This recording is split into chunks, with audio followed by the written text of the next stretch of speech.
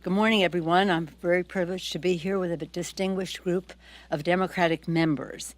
Thanks to ranking members Elliot Engel, Maxine Waters, and Adam Schiff for their outstanding leadership on their committees of jurisdiction and their fierce commitment to defending America's national security in the region and around the world.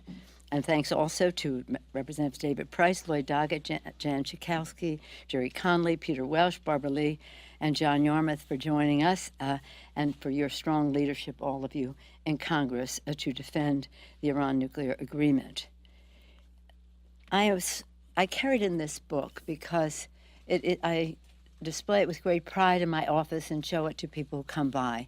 And this is the Democratic members' statements in support of the Iran nuclear agreement. I believe that the Iran nuclear agreement was one of the great diplomatic achievements of our time, to be able to bring Russia and China, along with the other members of the National Security Council, plus Germany, the National Security 5 plus Germany. Is it not the national? Was remarkable. Was remarkable. For years, we had been trying to get China and Russia to do any sanctions on Iran. Never, never, never. And now they were willing to join in this nuclear agreement that has a recognition of their importance in all of this. So for the president to destroy the successful Joint Comprehensive Plan of Action gravely endangers our global security and defies comprehension. This was an agreement, and I show you this book because we didn't ask people to sign a letter. We asked them to study the agreement, to review the validation of ambassadors and generals and admirals and military people across the board, to review the recommendations of nuclear physicists, some of them Nobel laureates, saying that this agreement should be the template for future nuclear non-proliferation agreements. To ask their questions, to talk to their constituents, to make their own decisions and make their own statements about this. So I was very, very proud of the strong support that the members came to their own conclusions about supporting the agreement.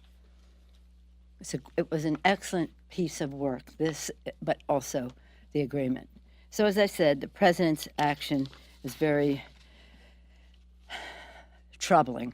The Joint Comprehensive Plan of Action, again, was masterful diplomacy. It brought the P5, the permanent members of the Security Council, plus Germany and the EU together for an agreement that was heralded by, as I said, generals, top physicists, Nobel laureates, ambassadors, diplomats, national security and non-proliferation experts, and global leaders. The JCPOA is working. Its historic restrictions and rigorous inspections have prevented Iran from obtaining a nuclear weapon and made the American people and our allies safer. Even senior Trump administration officials have confirmed that Iran has remained in compliance with the agreement. President Trump's dangerous action leaves America isolated in regard to Iran. It erodes our international credibility during a critical moment with North Korea, and it recklessly puts the catastrophic threat of a nuclear-armed Iran back on the table. Democrats have no illusions about the Iranian regime. Democrats remain strongly committed to stopping the advancement of Iran's ballistic missile programs, its egregious human rights abuses in Iran, and its unacceptable support of terrorism in the region. But the Trump administration's reckless, rash decisions are no substitute for real global leadership. Democrats will continue to show strong, smart leadership to keep our country safe. And with that, I'm very pleased to yield to the distinguished ranking member of the Intelligence Committee, Mr. Adam Schiff of California. Thank you, Madam Leader. The Iranian nuclear deal put important constraints on Iran's nuclear efforts. It required Iran to export the vast majority of its enriched uranium. It required Iran to pour concrete in its plutonium reactor. And it required Iran to submit to the most intrusive inspections of any nuclear program in history. The decision the President made this week to renege on the Iranian nuclear deal makes Iran's nuclear program now more likely to be resumed. It means that the nuclear deal over time is more likely to unravel, and Iran may go back to pursuit of highly enriched uranium and ultimately a nuclear weapon. That prospect has now increased with the President's action. This is particularly so given that the President has no plan B, no alternative, nothing he has expressed that will prevent a resumption of Iran's nuclear program. But the reneging on that commitment also means that conflict in the Middle East, perhaps another war in the Middle East, is now more likely, not less likely. And finally, there's a third consequence of the President's action, and that is this. The President broke America's word when we entered into this agreement. Now, it's one thing for the President to break his own word. He does that seemingly all the time. But it's another when the President breaks the word of the United States of America. How will the world, how will our allies or our adversaries in the future believe that a president, a future president, can commit this country to a treaty or other obligation if it won't outlast the next election? That is, I think, the far-reaching and damaging consequence also of this action. So it makes a nuclear Iran more likely, not less. It makes another war or conflict in the Middle East more likely, not less. There is no alternative plan the President has put in place. And of great consequence, it means that our friends and foe alike cannot count on this President to uphold the word of the United States of America, and that will have lasting consequences. With that, I'd like to introduce the ranking member on the Foreign Affairs Committee, Eliot Engel.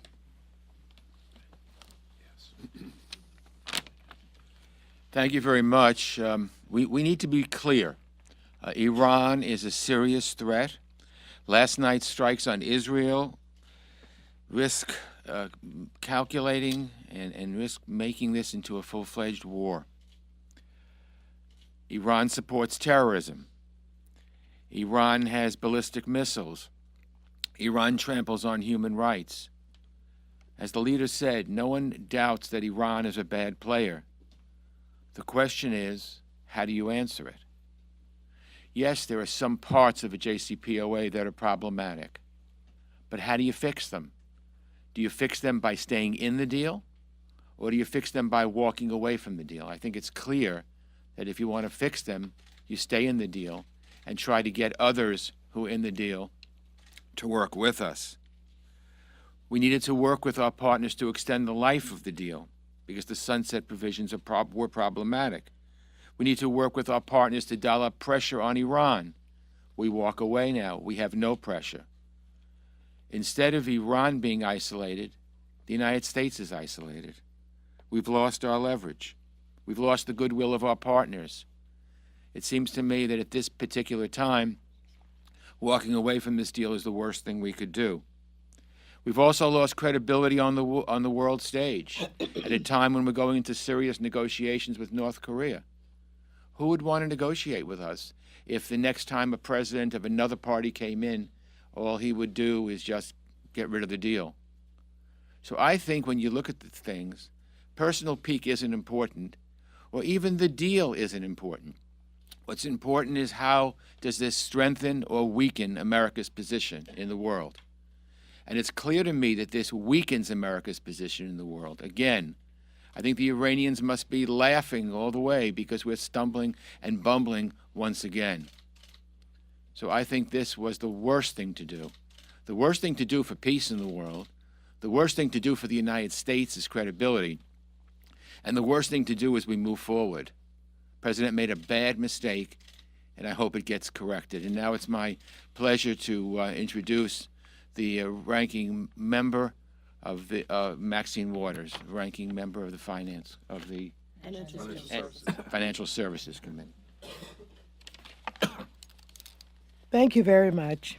President Trump made the entire world a more dangerous place when he recklessly abandoned the Iran nuclear deal.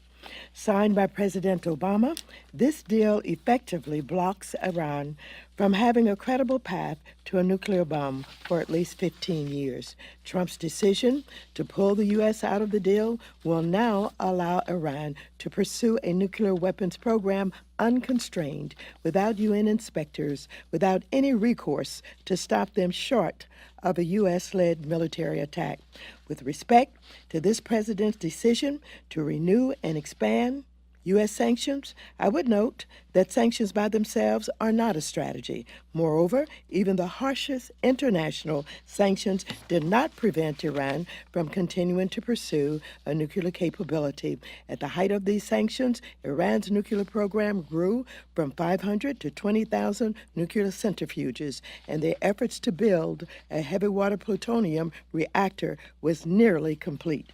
If Trump decides to impose secondary sanctions on our European allies, which don't just ban U.S. companies from doing business with Iran, but also cut off any foreign company operating in Iran from U.S. financial system, this will likely spark a serious battle with our closest allies, whose companies have invested billions in Iran under the JCPOA. And if European companies do stop doing business with Iran, the nuclear deal will almost certainly collapse. The president's irresponsible actions have already alienated our allies, triggered the long-term isolation of America, and likely put the United States on a path of escalation with Iran. And there's an obvious link here to Trump's so-called diplomacy with North Korea.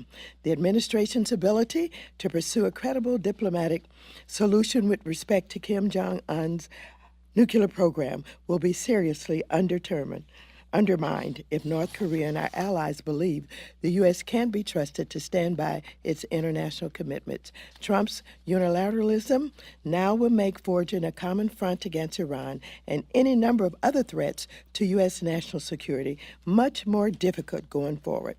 Put another way, Trump has endangered the lives of every American with the stroke of a pen. And, ladies and gentlemen, it has something about our allies have been alluded to several times here. Let me just share with you that President Emmanuel Macron, President Angela Merkel, and Prime Minister Theresa May issued the following joint statement on the U.S. withdrawal from the Iran nuclear deal. And I quote, "It is with great regret and concern that we, the leaders of France, Germany, and the United Kingdom, take note of President Trump's decision to withdraw the United States of America from the Joint Comprehensive Plan of Action. Together, we emphasize our continuing commitment to the JCPOA. This agreement remains important for our shared security. Further, we urge the U.S. to ensure that the structures of the JCPOA can remain intact and to avoid taking action which obstructs its full implementation by all other parties to the deal. After engaging with the U.S. administration in a thorough manner over the past months, we call on the U.S. to do everything possible to preserve the gains for nuclear nonproliferation brought about by the JCPOA. By allowing for a continued enforcement of its main elements." And with that, I will turn the mic over to Representative Price. Thank you.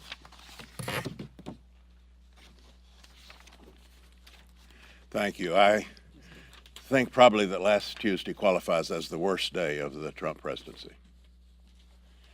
The historic agreement, negotiated with 5 partners, eliminated the threat of a nuclear Iran without firing a single shot, without taking one life. By unilaterally pulling out of this agreement, President Trump has strengthened the hardliners in Iran. He has damaged U.S. credibility and increased Iran's credibility. He's done far more to allow Iran's potential pursuit of a nuclear weapon than to prevent it. And he's done more to isolate the United States than to isolate Iran. In isolating us from our partners, he has put the entire region at greater risk, and has diminished our leverage to hold Tehran accountable. Former Israeli Prime Minister and Defense Minister Ehud Barak said that abandoning the JCPOA would be a mistake. He said, and I'm quoting him, Even if America decides to pull out of it, no one will join, not the Chinese, not the Russians, not even the Europeans. It will serve the Iranians. End of quote. And he's not the only one condemning this decision. International leaders from nations around the world, China, Turkey, Australia, Japan, all of our European allies, have decried the president's decision. Here at home, the Republican chairman of the Armed Services Committee, Mac Thornberry, said that he would counsel against pulling out of the Iran deal. By breaking the deal, the United States becomes isolated, not Iran. We'll lose visibility and access to sites in Iran that we may find problematic, and we fracture the international unity needed to thwart Iran's other threatening activities. So with no strategy in Iran, no strategy in the Middle East, the president has taken a wrecking ball to U.S. leadership and leverage around the world. He's imposed on Americans a manufactured and self-inflicted crisis with potentially far-reaching and historic consequences. Now I'm happy to turn the podium over to my colleague from Texas, Lloyd Doggett. Thank you, David. While we are not here to deliver a Tom Cotton-type message to an Ayatollah, we do advance a message that while there is alarm, there is also hope. Hope based on the fact that so many Americans continue to support this valuable agreement. Hope and praise for our allies that they remain in this agreement, and hope that Iran will maintain what our own American military professionals confirm is its full compliance. We've never had any illusions about Iran. This agreement is based on verification, not on trust. It imposed the most stringent requirements and inspections regime the world has ever seen.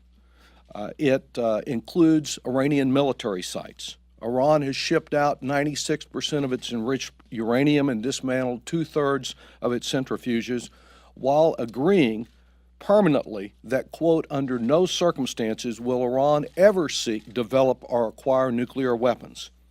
With Trump breaking American commitments to the world on an agreement that has so effectively accomplished its purpose, many commentators have already noted how much more difficult resolving North Korea will become.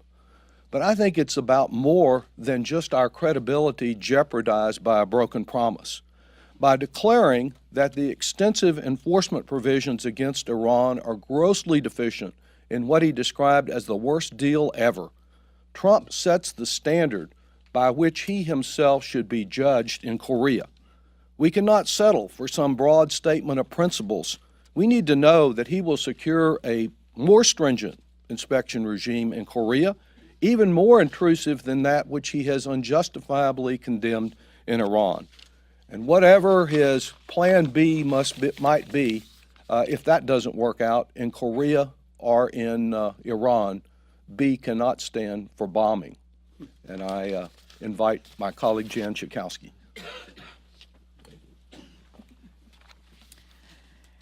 President Trump has simply thrown the world into a crisis of his own creation. The JCPOA was a historic triumph of diplomacy. It addressed one of the most pressing security issues of our time without a single loss of life, without a single bullet fired. And the deal was working. In an open letter, 36 retired U.S. generals and admirals stated, quote, "There is no better option to prevent an Iranian nuclear weapon. Military action would be less effective than the deal, assuming it is fully implemented. If the deal is rejected by America, the Iranians could have a nuclear weapon within a year. The choice is that stark."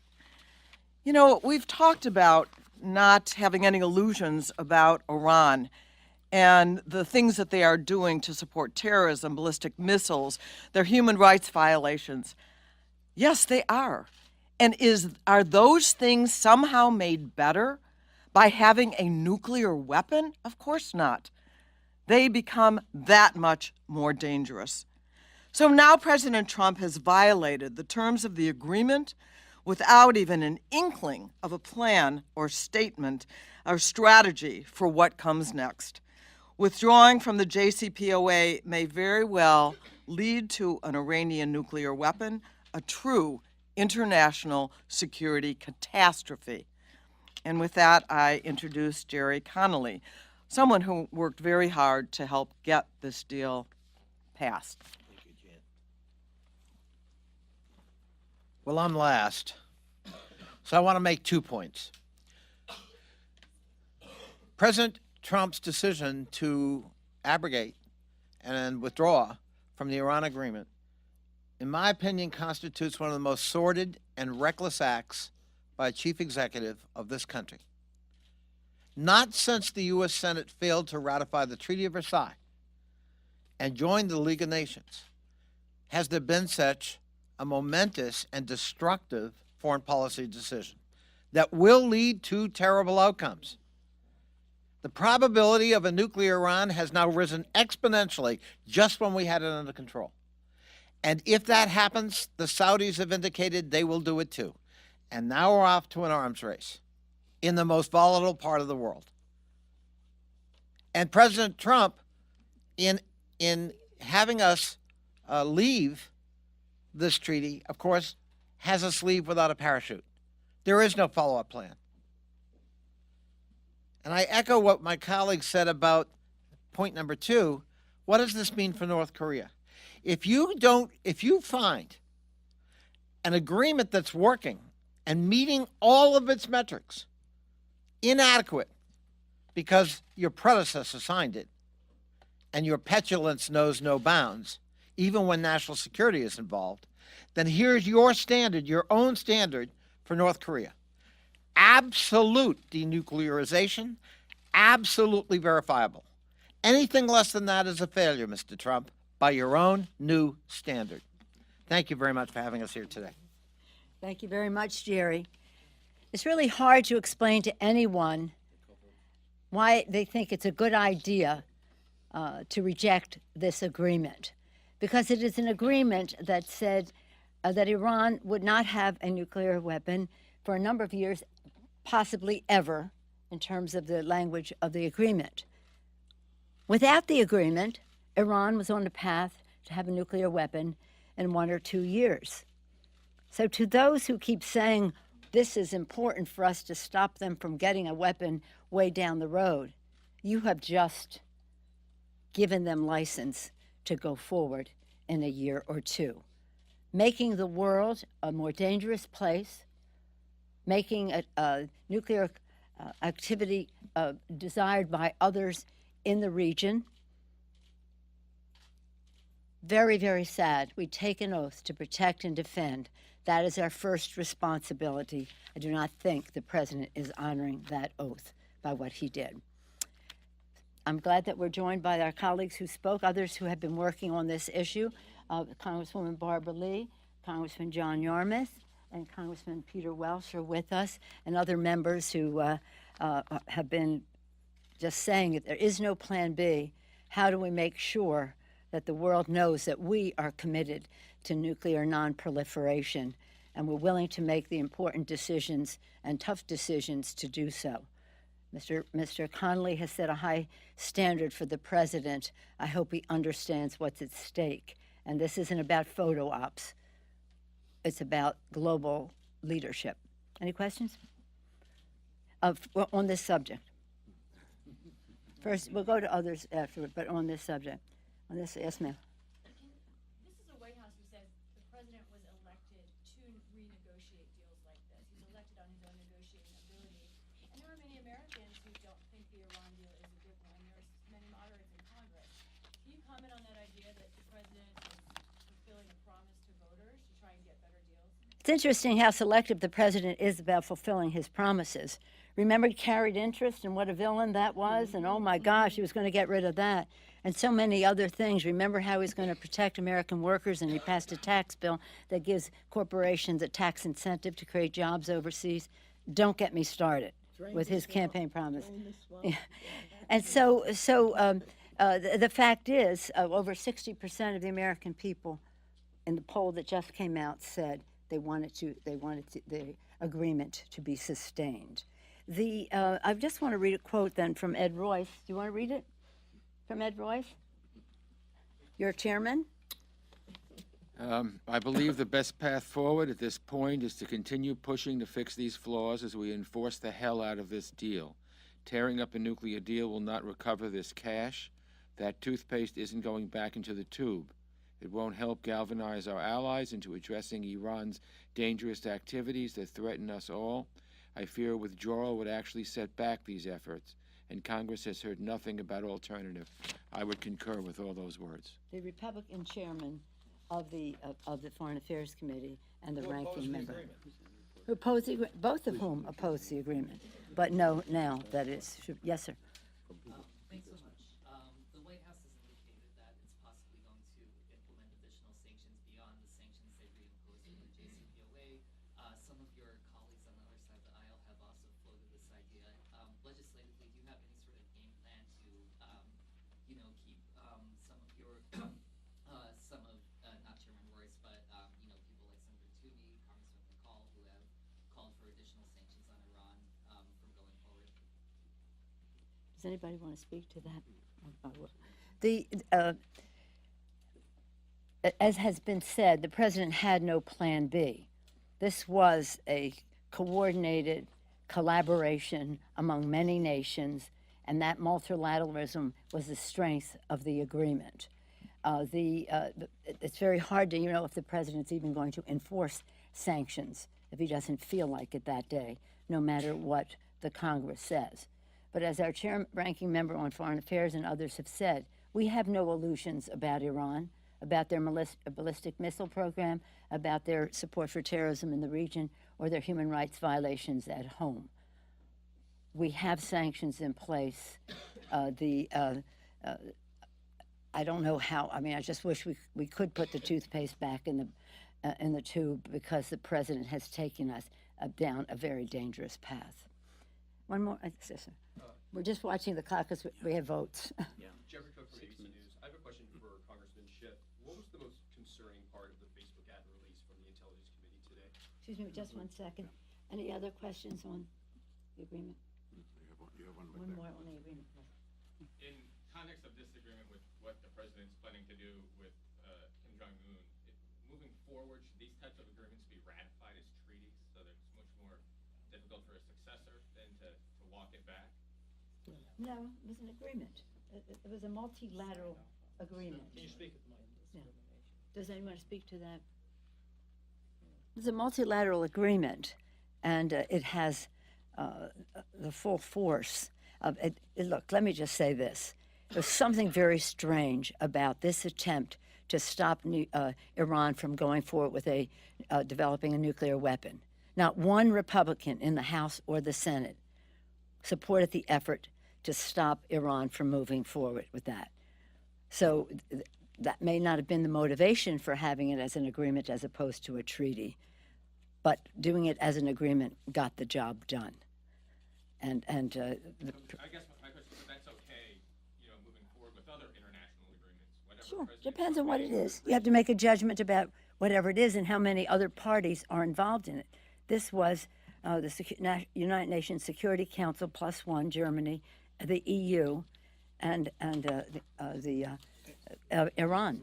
Madam Leader, if I could, let's remember that the procedure for considering the JCPOA was set out in an agreement between the legislative branch and the executive branch that was actually authored by Bob Corker, the Republican chairman of the Senate Foreign Relations Committee. So we decided to go an alternative route, but it was hardly a rogue act by President Obama. It was done in full consultation with the legislative branch. Yeah, and I would like to add what happened 2 years ago happened 2 years ago. The question is now, what should we do? I was opposed to the deal. I voted against the deal. I think there were legitimate concerns raised about the fact that certain things sunset in the deal. But if we want to change that, what's the best way to change it? Is it to petulantly pick up our cards and walk away? Or is it to stay there and fight against an aggressive Iran, stay there and make the case so that at least our allies will back us in it? So it's not the agreement itself. There were things that could be changed, and everyone here has said that Iran is a terrible threat. We all have the same feeling about it. The question is, what best serves the United States of America? And I would argue That's by staying in the deal, we best serve the cause of peace, and we best save the cause of the United States of America. And I might add that we wanted the House of Representatives to have some say in this. And as you know, we have no say in any treaty agreements. Thank you. Mr. Schiff? Just two last points on Iran before I turn to the Facebook question. First, on the issue of sanctions. If this administration goes forward and starts to impose secondary sanctions on our European allies, who have given every indication that they're going to remain within the deal, that will only further drive a wedge between the United States and its closest allies. That would be an additional destructive act. What made the sanctions so effective is that the world was in unison on them, and that will no longer be the case. It also will accelerate a drive to develop alternate systems to SWIFT that will undermine the U.S. ability to use sanctions to avoid conflict in the future. So the ramifications are very serious. Final point on the Iran deal. Our intelligence shows us that Iran is complying with the deal. This wasn't a situation where we caught Iran cheating. This is a situation where our intelligence agencies have said quite publicly Iran was complying, and yet we are withdrawing from the agreement. One of the consequences of that is, as new information comes available, as the Israelis have acquired new information, if those materials show that in the past Iran was doing work at sites, and I'm not saying this is the case, but should we find those materials that Iran was doing at sites, work at sites that we didn't know previously, we are not in a position anymore to call for inspection of those sites. We have essentially taken ourselves out of the agreement, and our ability to enforce its terms now is completely nullified. Finally, on Facebook, we think it's important for the public to see the length and breadth of the ads that the Russians put on Facebook. We're not in a position in our committee to do the full analysis that academics and researchers can do, that look at the ads, that look at how they're targeted, that look at how they used social media across different platforms. So by providing this publicly, the public will get a sense, number one, of just how cynical these ads are and how they sought to divide us along racial and ethnic and other lines, how they sought to exploit divisions in our society. But also we can outsource to academia and journalists to help us in our research about the downstream consequences of these ads. We're going to continue working with Facebook and the other social media companies and hope to make further disclosures about the organic content, which in many ways it far surpasses what was done just in terms of strictly advertising. The task in minimizing that to protect personal identifiable information is more substantial, so that's going to take longer. Thank you. I'm sorry we have votes. Can we ask you a question about Congressman Cardenas? Are you planning on, after you resign, you're going to decide to assault Cardenas?